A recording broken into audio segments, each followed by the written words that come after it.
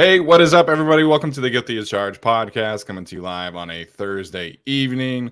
My name is Steven, and I am the host. As always, excited to talk about the wrap-up of training camp. It's been a long off season, obviously, as we have continued to say, but the Chargers are heading towards their final preseason game tomorrow against the San Francisco 49ers, and we got a lot to talk about leading up to that game. So Tyler's here, as always, man. Tyler, what's up? How you doing tonight? I am doing fantastic. One more game tomorrow. Very late, unfortunately, but we will not be staying up to record after it. We'll record on Saturday, so at least have some time to sleep. Yes, it's a 7 p.m. Pacific kickoff on a Friday night. Can't say it's my favorite scheduling football event I've ever been a part of, but it is what it is. So, like Tyler mentioned, we'll obviously be reacting during the game on social media and things like that. But we are going to go live on Saturday morning to kind of break down that game and also give our 53-man roster prediction.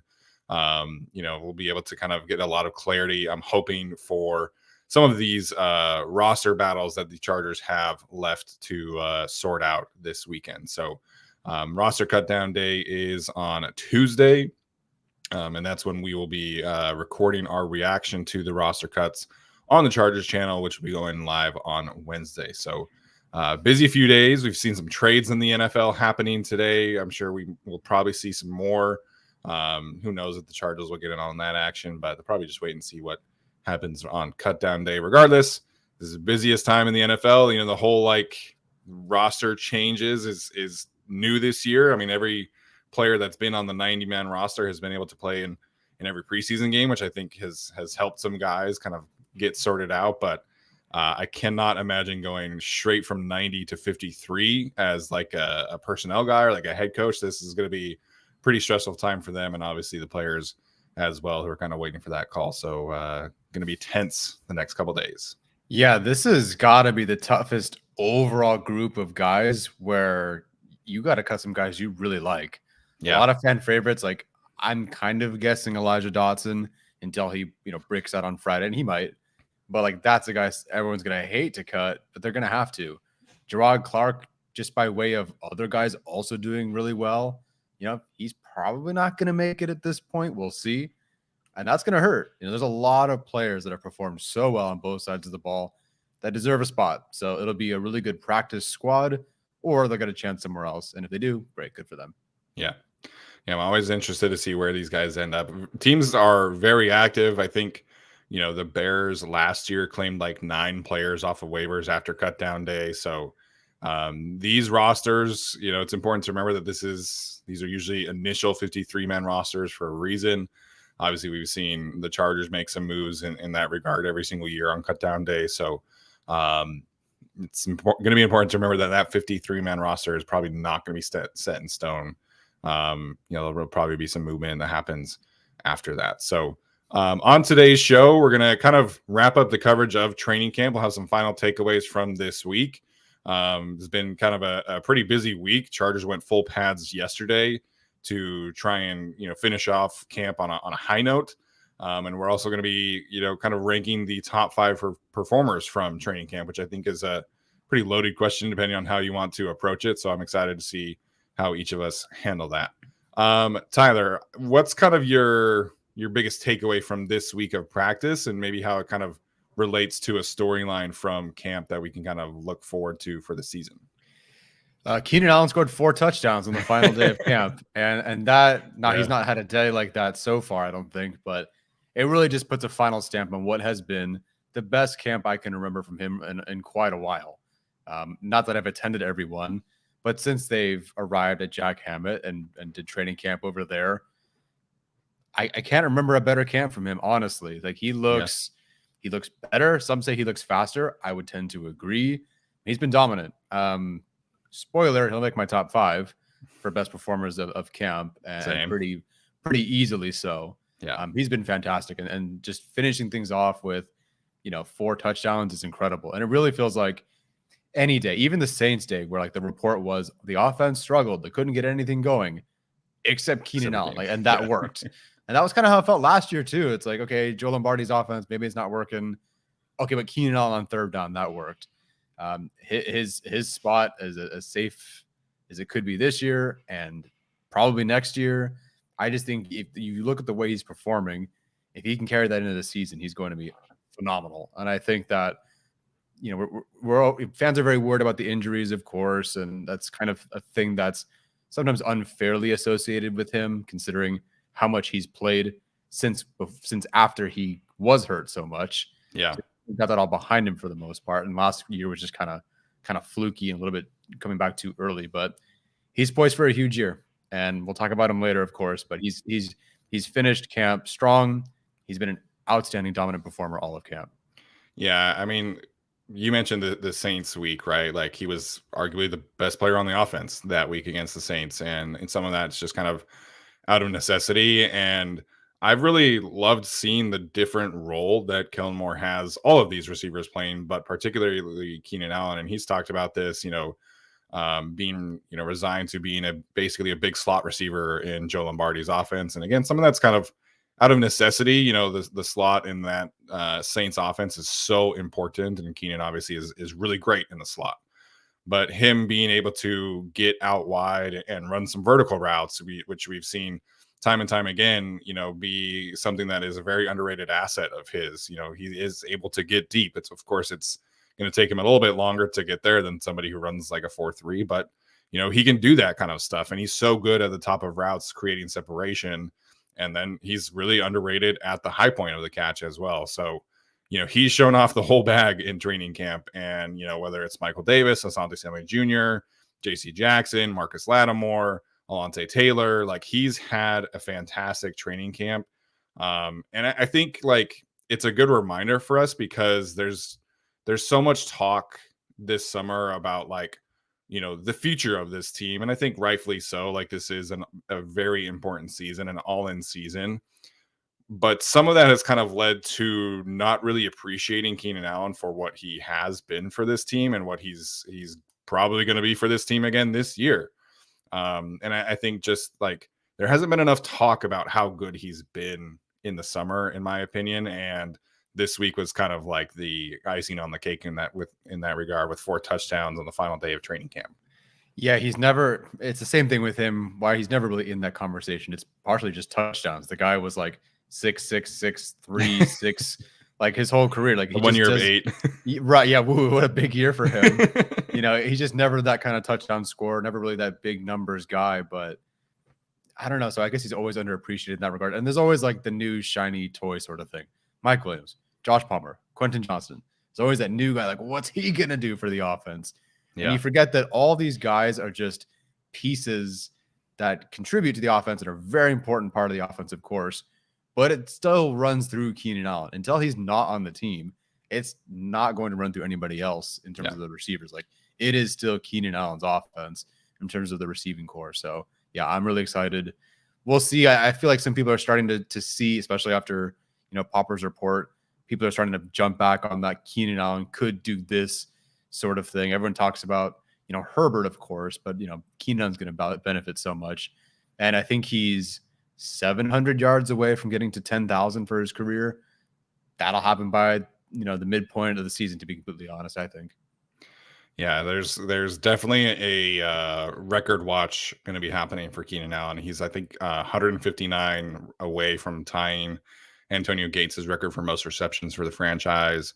I think he's 2,600 yards away. So that's obviously a few more seasons away, probably. But, I think this summer just reaffirmed he is wide receiver 1. Like, there's obviously a role for Mike Williams, and he's very, very good at that role. And, Joshua Palmer has been really good for, his role, and I'm excited to see what happens with him. But Keenan Allen has reaffirmed, I'm the guy. Like, this is my room. I'm wide receiver 1, and I think he's going to cruise to 100 plus catches, 1,200 yards, probably 6 touchdowns exactly again, but we'll see. Maybe he's a little bit more involved in the red zone, but I think he's going to have a fantastic season and just kind of remind people how good he is and how important he is specifically to Justin Herbert, as we've kind of talked about on this show. Yeah. My students, I told them I'm a Chargers fan. They asked, like, who's your favorite player? A lot of players to pick from. I said Keenan Allen. I really think as a guy, the guy that was drafted the year I got my season tickets, how long he's been with the team, what he means to the team. He's my favorite player on the Chargers. So I hope he has an awesome season this year. And as Scott says, like, I hope he wins a ring. You know, I want Herbert to win, of course. At this point, that's just more because of the anti-Herbert stuff. But like Keenan has been through so much with this team. I hope he wins one. Yeah, he's obviously the bridge. I mean, Joey as well, but he's never been that kind of like vocal presence to really like command everything. But you know, Keenan was the bridge between San Diego and LA. Like he's had all of the injuries, like he's been through a lot of bad seasons with the Chargers, and you know, I would love to see him, you know, obviously retire with the team and win a ring with the team. So I think this is kind of segues to what I wanted to talk about today as well, which is just kind of how the wide receiver room has kind of come together and coalesced, and the roles have kind of really begun to solidify. And obviously there was a lot of, you know, conversation about wide receiver 3 in particular. You know, if Quentin Johnson was going to be able to really seize that role, if Joshua Palmer was going to be able to hold him off, you know, how was Mike Williams going to fit into that equation? What kind of role is that going to be impacted with these guys?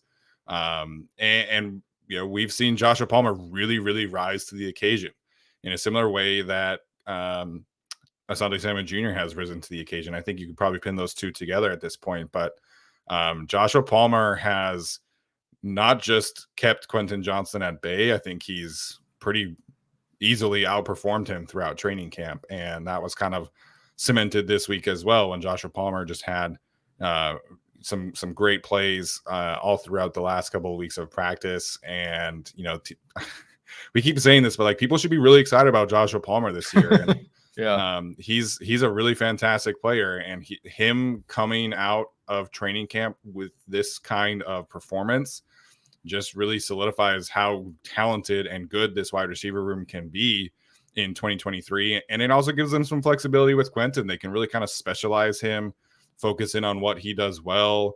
You can expand his role whenever there is necessity, and really allow him to, you know, come into his own throughout the season. And so we talked about Keenan. I definitely wanted to highlight Joshua Palmer as well, because he has really had a fantastic summer and solidified himself as wide receiver 3, in my opinion. Yeah. Please root for teams to be good, your team to be good. If Joshua Palmer emerges as the wide receiver 3, and I think he has, he deserved it. Like, I don't want to hear, oh, you know, we should have done this. Josh Palmer earned it, dude. And it could have been any of the receivers that they drafted. Josh Palmer just flat out has had a really good camp and has been very consistent. And part of it was like, okay, like day one I'm watching and he's like, you know, great catch, you know, Moss over Asante Samuel Jr. But like, all right, you know, Quentin Johnson's kind of doing that too. And it was a good like neck and neck. And then Palmer got hurt or whatever it was, just briefly, and he was out for just a bit. And you're like, okay, well, this is the official Quentin Johnson. Here we go. And it didn't happen. And then part of that's Quentin Johnson's inconsistencies, and Daniel Popper has done a good job keeping track of those inconsistencies over, you know, day by day. But Josh Palmer looks great, and he's earned the right to be out there as a wide receiver 3.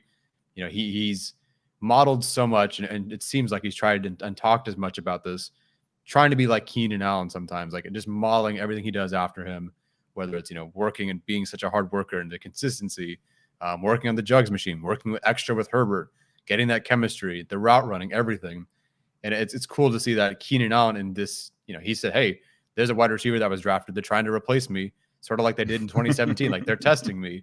And it's kind of cool that Josh Palmer went, yeah, me too. Wait a minute. I'm not going to let them do that. And you see, you know, Palmer, the guy who was counted out after they drafted a receiver in the first round, and the quote unquote aging Keenan Allen, you know, Quentin Johnson is there because they want to eventually replace one of those guys, or they want to upgrade over one of those guys.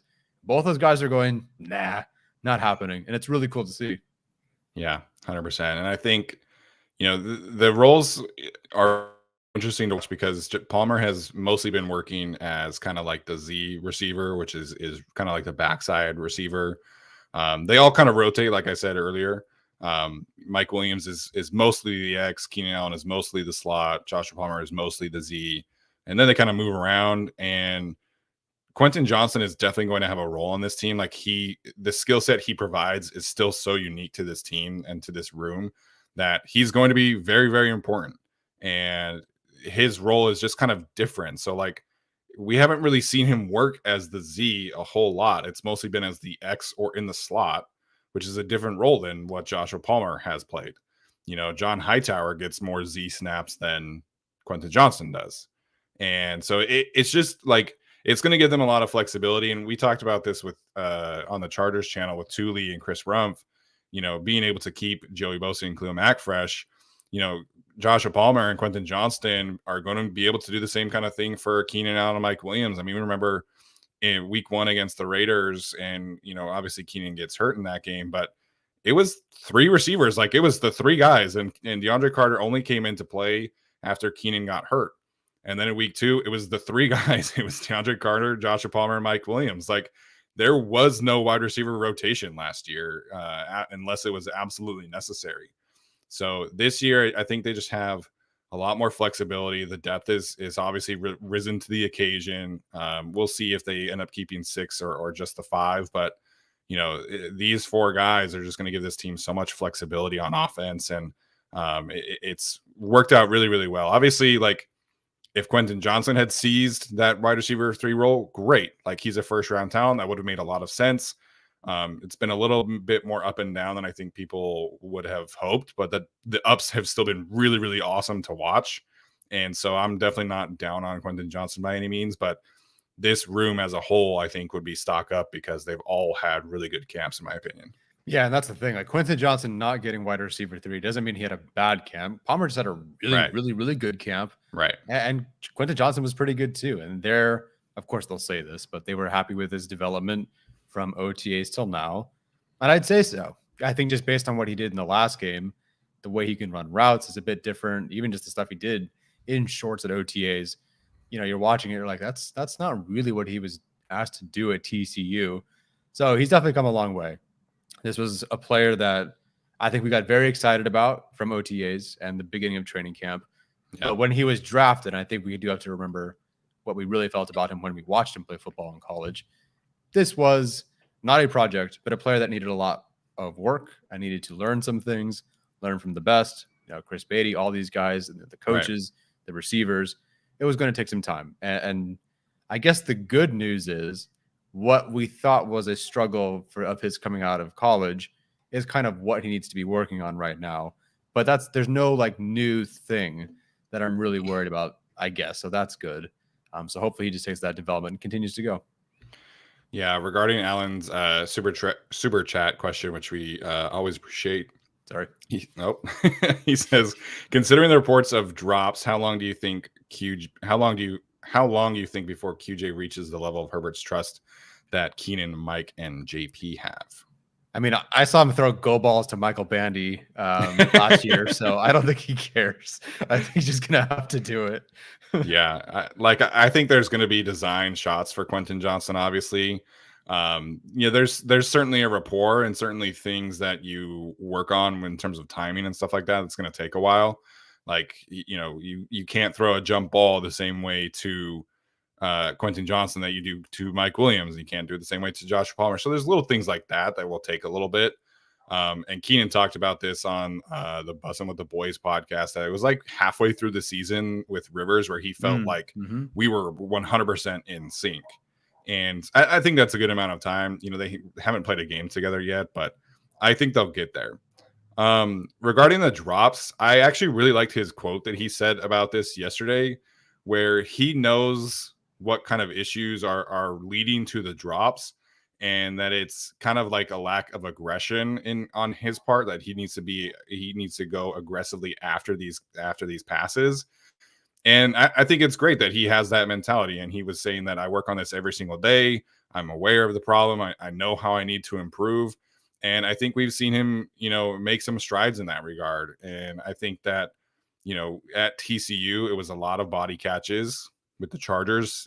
He's definitely made a more concerted effort to catching with his hands and being aggressive after the ball. So I think that has been impressive. And just like his route running, I think is significantly more advanced than I thought it was going to be at this time. After watching his tape, it wasn't like he was great off of the line. It's not like he was great. His best attribute as a route runner, I think, was creating separation at the top of routes. We've seen that come to fruition, but I thought his release game was needing some refinement. I thought like in the middle of routes needed some refinement. And we've seen that come to fruition already. So he's improving at a lot of the things at wide receiver. And I still think what we said during the draft process reigns true, that if he hits, he has the highest upside of the class because of his, physical ability and just like freakish size and everything like that. So I don't think anybody should be down on Quentin Johnson by any means. It's just that there are some things that he needs to clean up a little bit more. Yeah, and I need to see it in a game. Yeah, I don't know. Look, people are doing the whole Jamar Chase thing, or maybe they've stopped finally. I don't know.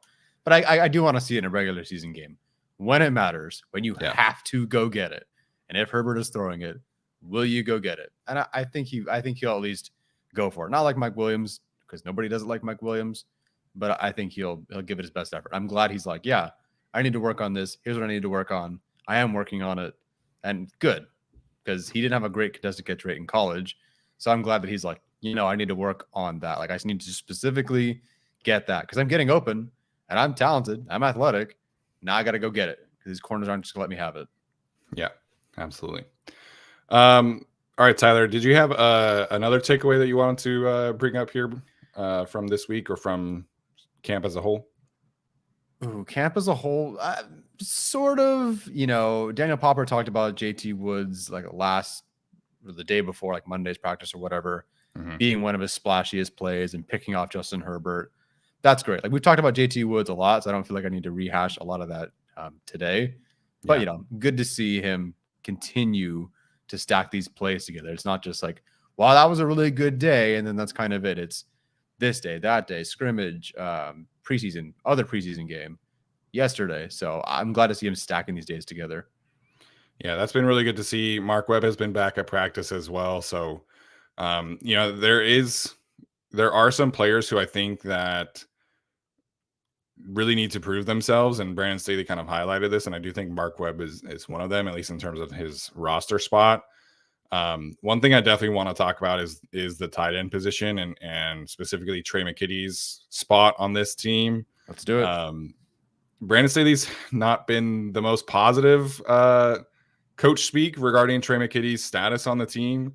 I think his preseason has been really up and down. I think his camp has been up and down in a way that I was hoping would have not been the case after he went to tight end U and put in the work. And, any chances of him kind of hitting his stride haven't really come to fruition yet. I thought that his blocking against the Rams was fine. I thought he had some good moments in that game. And then I thought it was pretty bad against the Saints. And, Brandon Staley was asked about Mark Webb and Trey McKitty, and about Trey, he was basically saying that he still needs to prove himself. That Friday night against the 49ers is a very important step in his evaluation. And so the tight end position this week has been discussed a lot, specifically because of Trey McKitty's role, and Stone Smart is coming along. So what do you make of this room? I know that we highlighted it all spring long. They didn't address the position. Where are you at with the tight end room? We haven't seen Gerald Everett, obviously. I think we feel good about his role and his potential, obviously, and he's earned that. But we wanted Donald Parham back. He hasn't really stood out in camp.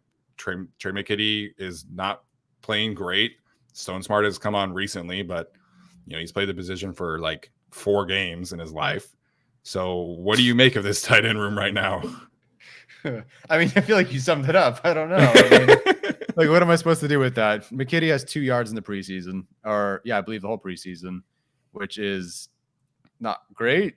I understand that they didn't draft him to necessarily be the receiving tight end. They don't expect him to be Dalton Kincaid out there, but I don't know, man. It's been very underwhelming. Now, if we made it honorable mentions, and we might talk about honorable mentions later for top 5, I don't think he'd be close to 6, but I think Gerald Everett does deserve some honorable mention. I feel like he's been good this summer. Yeah. Every time I read Daniel Popper's articles, it's like something Everett in the red zone for a touchdown, and like the drives just cap off with a Gerald Everett touchdown. So I don't know where he'd be, but I think he deserves mention for that. But the rest of the room has been very, very underwhelming, and I think there were moments where at least it's different when we haven't been attending camp. Sometimes just being able to attend it, and especially if Daniel Popper's on the other field watching the defense, you ain't hear nothing about the offense. Right. Sometimes it's nice to just be there to get eyes on what maybe you're focusing on. But it felt like Everett was the short yardage guy, and then Parham was like the chunk play down the field guy. That felt like a really good 1-2. And then McKitty sprinkled in here and there, and you just kind of hoped he improved as a blocker. Just haven't really heard that. Haven't really heard about, much about Donald Parham. Haven't heard much about Trey McKitty these days. I'm glad Stone Smart is coming along strong. That's awesome. I think if he has another really great game, maybe he makes the team. But, we were worried about the safety room, the tight end room, and the tackle room. And I particularly was just worried about the blocking depth to begin with. Give me anybody. Give me something. Yeah. And just seeing really both blocking units, the tight ends and the tackles, not look so hot. It's a bummer. So I'm very curious if Kellen Moore just kind of goes, well, we're not using tight ends much this year because I just don't. What do you do? Like we saw last year how the entire line could be playing well and the backs could basically go where they're supposed to. Yeah. And the tight end just kind of ruins the entire play. I hope it's not always that bad. Maybe a different run game will help, but I don't know. It's not a group that inspires a lot of confidence, and I hope I'm wrong. Yeah, it really feels like McKitty and Parham, and frankly Tone Smart, like their best possible scenario is as a tight end 3. And unfortunately, they're all probably like vying for tight end 2 right now. So it's really frustrating to watch. Like there's plays where, McKitty and Parham are in and they're just not connected, as a blocking unit. There was that play that I tweeted about, the Chargers did kind of that toss, a crack toss play out to the left side, and Zion looked great. Will Clapp looked great, and Joshua Kelly just had nowhere to go because the tight ends just get beat instantly. Like it's so frustrating because it's like, yeah, the inside run stuff is great. They're going to be really good at that. You can't do that every run play. Like you have to have some variety to your run game. And they just can't do that right now because of the tight end room. And frankly, Xander Horvath is in that conversation as well. I've not been pleased with his blocking performances either. So it's just frustrating. Like I figured like I kind of understood why they didn't draft a tight end. Like you play the board, and I understand that, Luke Schoonmaker going in the 50s, like probably kind of threw a wrench in their plans, and Darnell Washington's knee issues and all this stuff. I understood why they didn't draft anybody, but they didn't sign anybody either. Like there was no competition outside of the guys that they were bringing back. Like we heard that there was some dialogue between them and Jeff Swain, but it was never really like anything real. Like obviously he signed with the Cardinals. Yeah. And now we're back at this point where it's like, okay, you went through the whole season last year and tight end blocking was a concern and you didn't do anything to address it. And now it's back to being a big concern. So it's just been frustrating. Like I understand people are excited about Stone Smart right now, but he's not the answer to their problem. He doesn't help their problem in that room because he's more of like an H-back blocker. He's like a Steven Anderson kind of person. So he's not an inline blocker. And right now they don't really have anybody that can be a tone setter and seal the edge and all that stuff. So it's frustrating to see their lack of proactiveness at the position is really coming back to bite them right now. Yeah, they were hoping, and I understand this to an extent. They were hoping that Trey McKitty would rebound, and he still might. Again, this is very early. They were hoping Donald Parham would listen. He was a good blocker. I think he still can be, and maybe he still is. I don't know. It's just there's no. What is the identity of this blocking unit at tight end? I feel like you watch the Seahawks against the Chargers last year, and it's 1, 2, 3. You have 3 tight ends who know exactly what they're doing, are excellent at it, and unfortunately beat up the Chargers pretty good because everyone they had a gosh darn identity. They knew what to do. The 49ers, watch some of their long plays. That extends to receivers too, but like the tight ends, the blocking, obviously Kyle Juszczyk. Now, they have George Kittle and Kyle Juszczyk. It's a very different thing. I'd love to have those guys. But still, like there is an identity in the blocking there with those guys that extends beyond the offensive line, which has Trent Williams, and good for them. Yeah. So I hope that for a team that wants to, finish running the ball or be physical or do all this and change the run game, I hope that next year, or hey, even if someone gets cut, they take a look at these blocking tight ends because everyone needs a couple of Virgil Greens. Was Virgil Green a superstar? No, but they were a lot better when he was on the field and blocking well. Yeah. And I hope that they find another guy who can do something like that. Yeah, it's surprising watching, the Cowboys offense and how important the tight ends were. And the Cowboys were still very, high up with 11 personnel usage, but they had a really great balance of tight end blocking to go with everything. And it takes good runs to great runs. Like we hear that all the time, right? And if you don't have quality blocking tight ends, you're asking your offensive line to be like perfect on every single run play. And your running backs have to be perfect and make people miss. And like it just puts so much more pressure on the line and the backs. And it's an unnecessary thing, really. And I hope that they are active next week regarding that position. If they wanted to go trade for Colby Parkinson, I would be thrilled. I would jump over the moon probably because he's a fantastic player, I think. There's some other guys out there that they could potentially trade for, but just give me something. If the Cardinals cut Jeff Swaim, like bring him in. I don't care. Like just go get somebody. Nick Van Nett on the Texans is kind of buried on the depth chart. Like go get him, go bring him in. And they just need some help at that position. And it's unfortunate. I would have loved to see Trey McKitty come in and just have a great camp, but it's been more down than up right now. Yeah. So it's early. I am hoping for better. And it still could be there. But again, process versus results. Yes. The process of getting another blocking tight end or another better tackle, it's a better process. Hopefully the results are at least good. Yeah. Had a super chat from Matt Meter, who is a longtime member. Appreciate him sending the super chat. He says, appreciate the content from you guys. Cheers to another season. We really appreciate the positive feedback there. Did have a question as well. Fully healthy season from the wide receiver group. Any estimate on yardage stat lines for each guy? We kind of dove into this. Has anything changed for you after training camp, though? Yeah, whatever I said, Keenan was more. And obviously, whatever I said for Josh Palmer, it's going to be more. Yeah. We'll see. Again, one injury could change so much, but I mean, are you predicting Josh Palmer to have more yards than Quentin Johnson? I might. We'll see, because things definitely can change. And you do want Quentin Johnson to play a lot and justify the pick.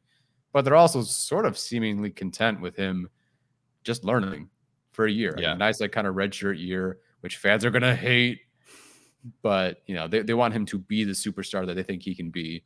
And that might take some time. So Mike Williams is the one I got to revisit. Yeah, that's the interesting I'm not sure about that one. Because, again, he can have 200 yards in one game and then, 15 the other. Yeah. And so he's a tough one to figure out. Yeah. I think we have to be slightly stocked down on Mike Williams just because Palmer has looked so good. Quentin Johnston will certainly have a bigger role. Gerald Everett, like you mentioned, has had a really good camp. I think that Mike Williams is still going to be very clearly the wide receiver too. He's going to be playing in the slot more, which I think is going to help his efficiency. But in 2021, Mike Williams had more yards than Keenan, and I don't think that's happening this year. No. That's funny. The last time the Chargers drafted a receiver in the first round, Keenan had the most yards of his career. Yep. So I think he's gonna whatever I thought he was gonna have, I think he'll hit the over on it. He just seems like a man on a mission out there. Yeah, he really does. He really does. All right, Tyler, last thing that I wanted to dive in today is this quarterback room. Brandon Staley kind of leaving the door open that they might keep two quarterbacks this year. And he was asked about the new rule from the NFL that would allow these teams to, if they choose to keep a third quarterback, that third quarterback does not affect your game day roster as much. So basically, for those who are unfamiliar with it, your third quarterback would still count for the 53-man roster, but it would allow you to have an extra player active on game day, so to speak. So it kind of gives you a disadvantage, if you will, on the 53, but an advantage with the 48, and basically allows you to keep 49 players active on each given game day. Brandon Staley was asked about it, and he obviously acknowledged that they've kept 3 quarterbacks each of the years that he's been on the team. The Chargers have kept 3 quarterbacks for as long as I can remember, with Tom Telesco at least. So he did leave it open. He said every year is different, every year is new, and we'll see how it shakes out. How much are you buying Max Duggan potentially being on the chopping block here? Jeez. This feels like a pride versus, I don't know what the other word is, production sort of thing, where it's like you don't want to admit that maybe you were wrong, that you shouldn't have taken a quarterback. At the same time, like, again, Gerard Clark, CJ Okoye, Elijah Dotson, John Hightower, Stone Smart. Like, there's a lot of guys that really should be on this team. Yeah. And respectfully, they're not playing Max Duggan this year. Like, if Herbert gets hurt and Stick is QB2 in the game, great. But if Herbert gets hurt, the moment that game ends, they're probably just signing another quarterback if Herbert got that hurt. Yeah. Max Duggan's not playing this year. I agree. Like, Max Duggan is QB3, like, even if Herbert gets hurt. I agree. Yeah. So what do you – I don't know, man. Like, the pick itself was like, oh, come on. And whoever made the sick joke that they would take him after taking two TCU guys, this is your fault. Yeah. I hope he develops, and Easton Stick has certainly improved. So I hope that's kind of what he can do. And Duggan is very talented. I don't know how you can look at, and we've said this every year with the QB3 situation. How can you look at all these guys and go, I'm going to keep a third quarterback instead? And so I don't know. I get there's maybe some justification there because Herbert has been hurt now, has had some nagging injuries. So I don't get it. I'm trying to like say something positive. It'll never come to Max Duggan being the quarterback for the Chargers this year or many years. Yeah. And I just don't think you're super worried about cutting him and losing him. I don't know. They didn't even play him in the last preseason game. So I feel like this conversation is maybe like 26 hours too early.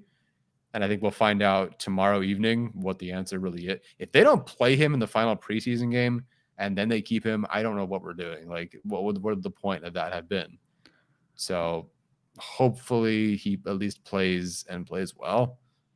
Yeah. Obviously I hope for his sake he develops, right? And, his story is very unique. And I think there's a lot of intangibles there that can lend itself towards him developing. But they haven't been super intentional with getting him reps. They've been very intentional with getting Easton Stick a ton of reps this year.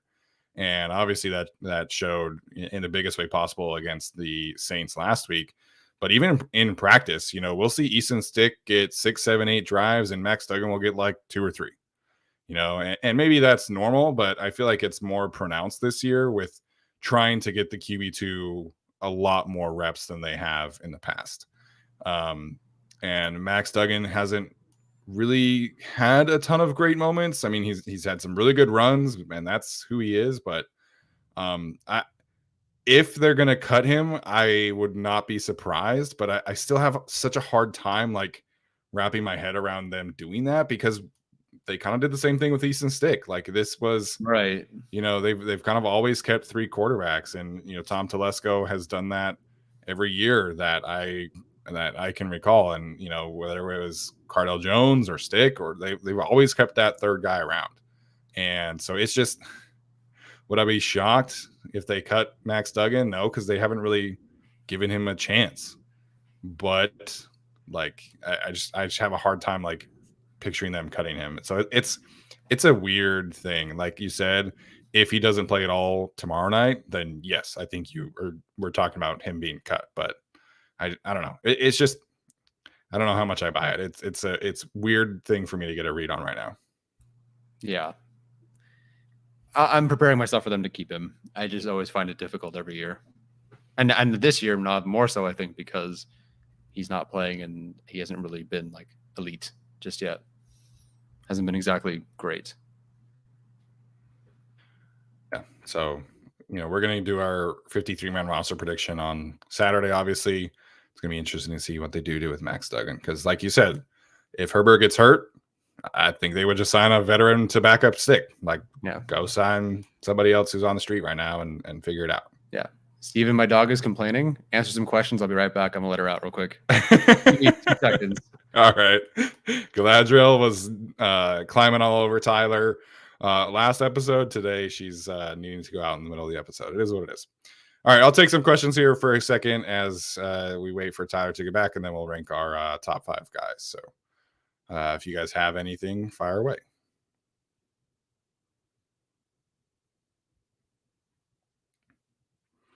Kevin asking, is it more expensive to cut him than re-sign him?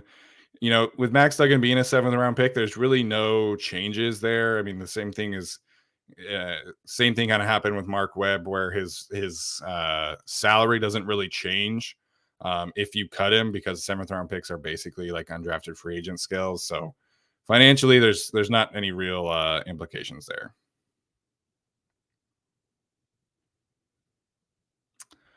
Jared Welker says Blake Bell, tight end, is going to get cut from KC. He could be our revenge on Drew. I would love that. I would love to have Blake Bell. We'll see what happens there. But they need to address the position for sure.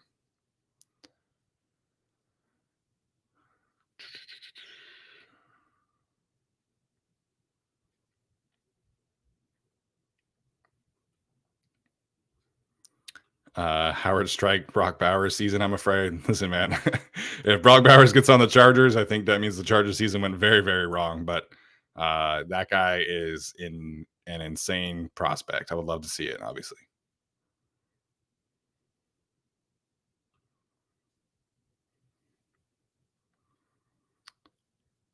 Jorge asking, who is your surprise cut?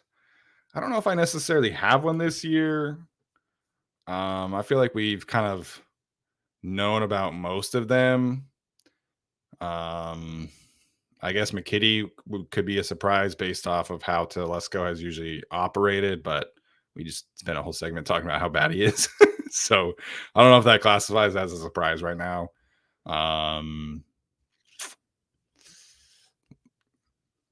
I guess they could cut Jalen Guyton like outright as opposed to like waiting for him to rehab. That could be a surprise. I think that's about it. All right. Tyler's back. Tyler, any thoughts on a potential surprise cut? Ooh, okay. Hold on. Let me think. Surprise cut. Okay. Running back, no. Quarterback, no. Receiver, no, unless you count Guyton. But that's what I just said. Yeah. Okay. Yeah. I mean, does Horvath count? I guess not really, and I don't think they're cutting him, so I guess that's a surprise. I don't know, Nick Neiman. That's kind of the best I can come up with. I really don't think there's a surprise cut on here that I can think of. Yeah. Scott Child says people mention Matlock as a bubble guy. He's not on the bubble. He's been very good at practice. He's had some really good moments in the preseason.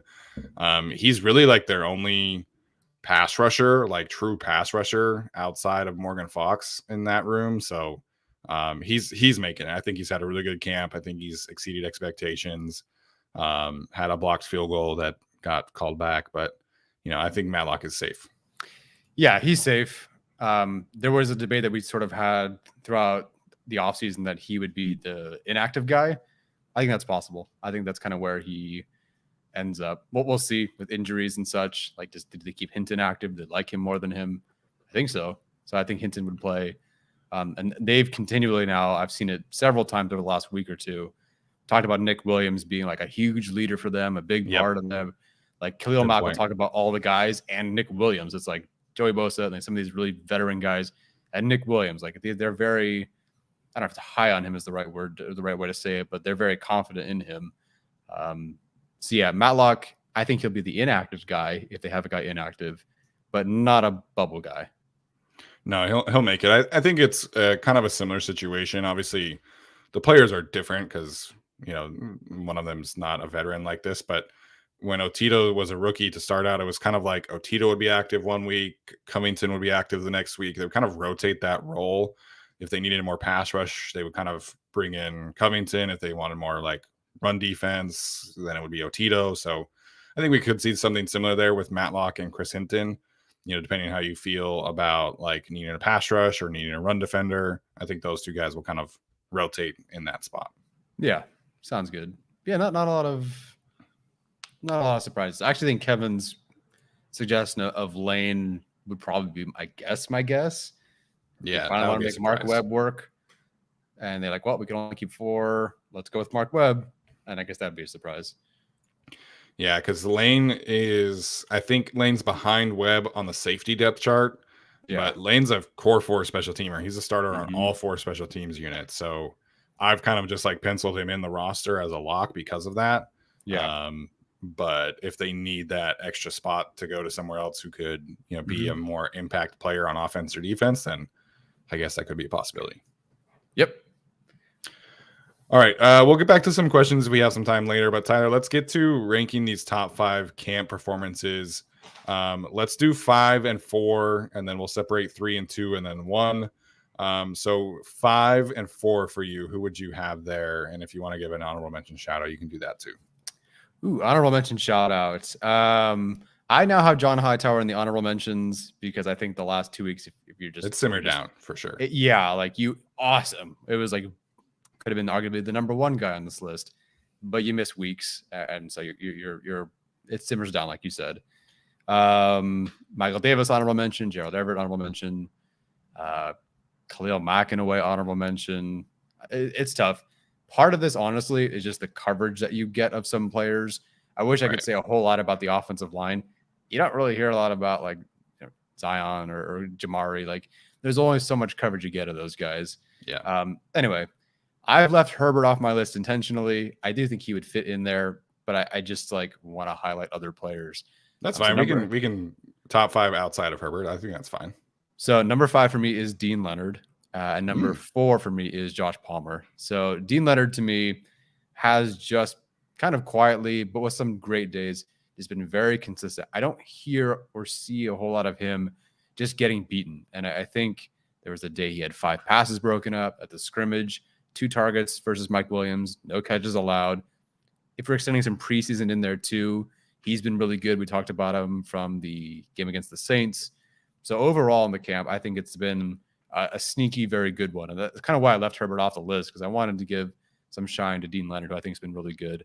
And then we talked about Josh Palmer, not like the best receiver, but on the team this camp, and we know who that is, but a very, very, very solid, consistent performer, both in the the shallow, intermediate, and working down the field. There are consistently 40, 50-yard plays and highlight reel sort of stuff. They seem to feel very good about him being that future go-get-it guy. And whereas Quentin Johnston is still learning that, Josh Palmer has started to really figure that out for himself. Yeah, I think a big part of this, I'm glad you brought up Dean. A big part of it, I think, is kind of like expectations and how much have you exceeded them? How much have you met them? Like, what kind of role have you really established for yourself? Honorable mentions, I think Michael Davis is a great candidate there. We haven't heard a ton of buzz about him, but it's like every day I feel like, oh, Michael Davis had a pass breakup against Keenan, or like interception with, against Mike Williams. Like, he's had really solid days, whereas, Asante, who I'm sure, we will mention later, has had a lot of interceptions, and like, Alohi Gilman's had a lot of splash plays, and Derwin James, a lot of splash plays. So like, I think there's part of that where Michael Davis is just not getting targeted as much, but like, he is the best cornerback on the team still, in my opinion. I think he's had a really good camp. So he's honorable mention. I think Khalil and Joey, I have a hard time like placing them here because it's just like they've kind of just done what I expect them to do. And they also happen to go against Rashawn Slater. So it's like they haven't made a ton of splash plays and everything like that. But number 5, I do want to bring back Thule. I want to bring him up here because we talked about him quite a bit on Tuesday's show. So I don't want to revisit a ton of the takes there, but just like the consistent playmaking ability he's shown throughout the whole camp, I think has been a really great thing to see. I thought he was very, very good in the scrimmage. I thought that he was a little up and down against the Rams, but I thought he was fantastic against the Saints and a quality offensive tackle and Trevor Penning. We've seen run stops, we've seen tackles for loss, we've seen sacks. I think he deserves to be highlighted there. And then I am going to go with Gerald Everett at number 4. I think that he's had, just consistently making splash plays for this team. I think he's elevated his role. Like you mentioned at the start of camp, it was kind of like flats and screens and mesh concepts, but we've seen him get more and more involved in the deep passing game. I think, again, kind of out of necessity at this point, but just consistently being a threat in the red zone, I think is really going to elevate his role and his ceiling on this team. And I think he's had a really good camp himself. So for me, I'll say Thule and Everett at 5 and 4. Yeah, I love those calls. And Gerald Everett, again, we talked about him. I'm glad you had him on there. I wanted, like, he was my most honorable mention, even though I might not have had him 6th. I don't know. But I really wanted to talk about him because it feels like nobody really is, because he's always just like the end zone guy at this point, but he's been very quietly consistent. So I'm excited to see what he does. Thule, awesome call there. Do you not have Quentin Johnson on your list? I do not. Okay. I think it's been a little bit too up and down for me to put him ahead of a guy like Palmer, who is not on my list. Yeah, no, that's fair. I think that Thule, and part of it's maybe expectations too. Like, he's far exceeded both of our expectations, and Quentin has too, but Thule to a greater extent. He's been more consistent, I think. So great call there. All right, Tyler, who's 3 and 2? I think we might have the same top 3, but who are 3 and 2 for you? I know we have 2 of them in the top 3 of the same. I think we both have the same number 1 for sure. We talked about him for 20 minutes to start the show. So I guess spoilers, Keenan Allen is my top performer of training camp. Yes, that one is not particularly cool. That was the easiest number 1 of the list. At 3, I have Morgan Fox. At 2, I have Asante Samuel Jr. I don't know if you have the same. So Morgan Fox for me. Asante Samuel Jr. almost comes with a bit of an asterisk because I feel like the last couple of weeks, if you read Daniel Popper's articles, you see, well, he got beat a few times for a few touchdowns this day and that day and that day. But Chris Olave had himself a good day, apparently. Which he's Chris Olave, but like. Right, exactly. So anyway, Asante Samuel Jr. has been wonderful. And part of this ranking, no matter what, is that whether you believe there was a battle or not, he did at least battle. And he fought hard and looked awesome and crushed it, exceeded expectations, looked great, has earned the right to be out there, and not even during the preseason. Like, he gets to sit. So good for him. And then, Morgan Fox, I haven't been able to be at camp, unfortunately, to see this anymore. But just being there, being on the field, hearing the pop, seeing the bend, seeing the leverage, it's just different. Like, the dude is just a whole different tier than he was. So I think, I'm glad he's on there for you, because he was a guy I definitely wanted there for me. Yeah, so we have the same top 3 in the same order, which is fine. But, regarding Asante Samuel Jr., like, I think people really mistook like us talking about the battle as like we were down on Asante Samuel Jr., which was never really the case. We wanted to see how he would respond to being challenged with a legit competition again and in a new position. Like, I think people need to really differentiate what he's done in the past versus playing in the slot. They're 2 very different positions in this defense, and really in general, you have a ton of space that you have to cover, and it's more difficult if you're not used to it to make that transition. He squashed any kind of doubts, I think, at least as a coverage defender. He's been, arguably better than previously in every facet of the game in terms of his coverage ability. I think that fits so well with his instincts. I still need to see the run defense. Like, that's still like we haven't been able to like really have that concern squashed, but undoubtedly he's been their most explosive playmaker on defense in the secondary. It feels like, even when he's getting beat, there are times where he's getting interceptions, he's getting pass breakups. Like, he's been electric at training camp. So he's got to be on the list, but like, I still need to see him, get some tackles for loss, a run stop, and really see that, because that is, I think, still going to be a concern. Oh, go for it. Sorry. Go ahead. No, go ahead. If you want to expand on that, go for it. No, I was basically just going to say and reiterate what you said. Like, we have not seen anything against the run. Therefore, it's difficult to place him up or down or whatever. because that one thing is yet to be figured out. We don't know. Yeah. So we'll see. Glad he responded the way he did. And even though Casey Hayward was like the better corner throughout the years, Desmond King was almost like a game changer for them, whether it was sack fumble on Deshaun Watson when he was with Houston, I think it was, or pick six on Russell Wilson or Dak Prescott. Like that game changing ability is what Zahn has. And to see him step into that spot and play so well is awesome, because like Michael Davis is the best corner on the team. They don't try him in the slot at all, because it's a whole different thing. And so you never really knew how Asante Samuel Jr. would respond after playing like 7 snaps in 2 years at slot. Like it was something very, very low. Looks pretty comfortable, and I'm happy with him there. Yeah, and that's, Asante doesn't have to be like super assignment sound. He can be aggressive in the slot in more ways, I think, than he could be outside. So I'm excited to see how that comes to fruition. But Michael Davis is going to be like, he's their boundary corner. Like he's going to be the one who kind of controls that field. They're going to have help on the side of JC and Asante, and they'll be able to be aggressive. And I think that's really exciting for people. But Asante, like I said, he's elevated his stock. I think he's answered any questions about like being in that position battle. I think he's handled it incredibly well. Like a lot of guys don't handle competition in new positions well like that. And I think he's been, put his head down, went to work, and has improved a lot as a player. Getting back to Morgan Fox though, he's been like so good at practice, and not just as a pass rusher. Like we know that he has that in his bag, and it feels like every day it's like, oh, Morgan Fox had another sack today. He had another pressure today. You see the clips against the Saints, and he was living in Derek Carr's lap. And his pass rushing ability is so good. He's so technically refined. He's able to work stunts at a really high level. But even his ability against the run, it was like almost equal from his ability as a disruptive pass rusher. Where it's like Morgan Fox had a tackle for loss today, Morgan Fox had a run stop today. Like he was very consistently the most disruptive defensive lineman, I think, like even above Joey and Khalil, I would say, because he's just always in the backfield, and I think he's been their best defensive lineman throughout training camp. So I'm very, very excited to see what this whole unit looks like.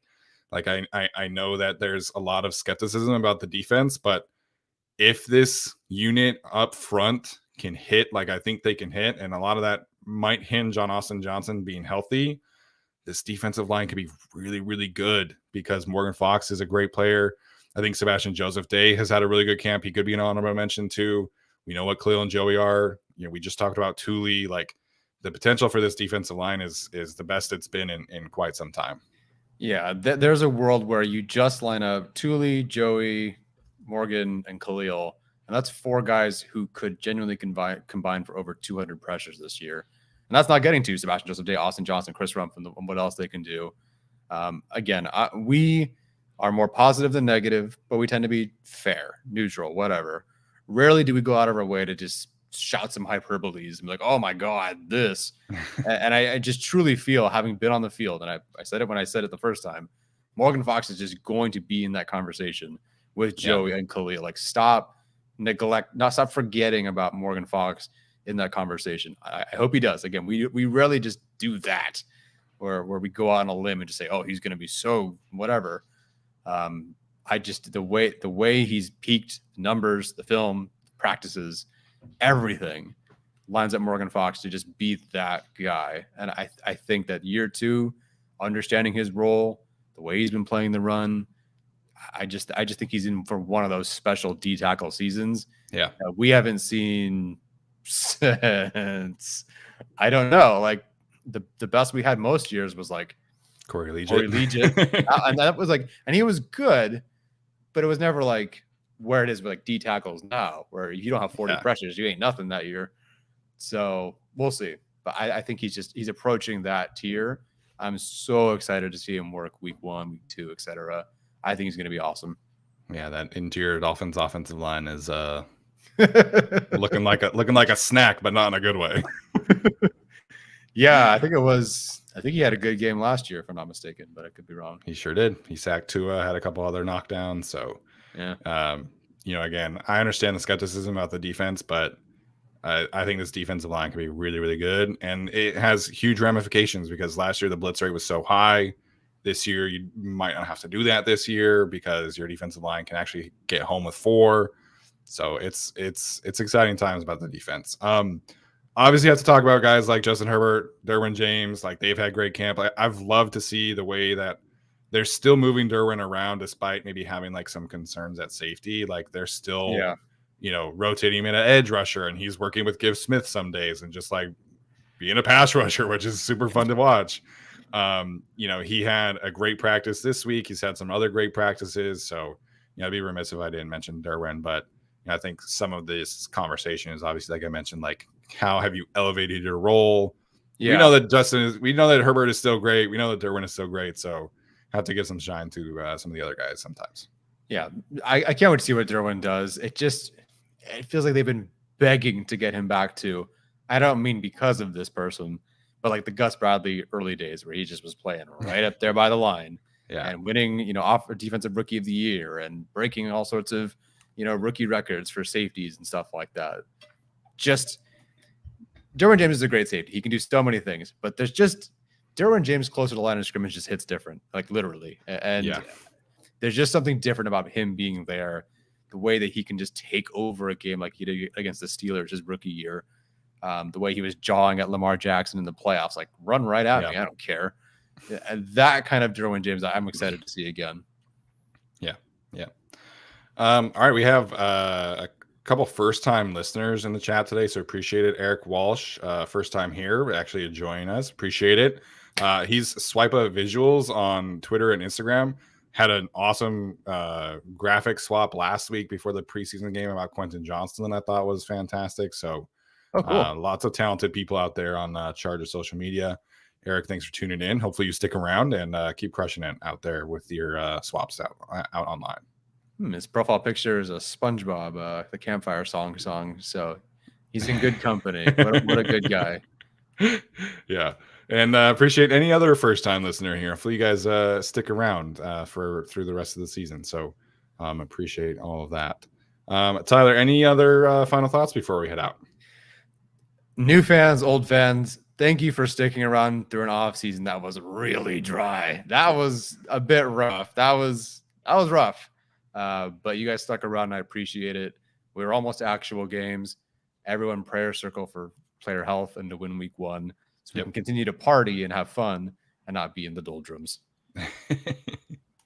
Yes, but the training camp ramp up has been fantastic. Our live reaction from the Rams game was our most downloaded and viewed episode since the draft. So appreciate all you guys there. Can't wait to talk about some actual football, and so it's going to be great. We love covering the season, and we love doing the draft too, but nothing hits like the season when we're able to just really focus in on Chargers football. So appreciate all of you guys for tuning in live today. Appreciate everybody who listens on the audio side of things. As always, if you want to leave us a rating or review, we do greatly appreciate that. Make sure to like, subscribe, all that good stuff. We'll see you guys on Saturday. That's going to do it for us. As always, bolt up.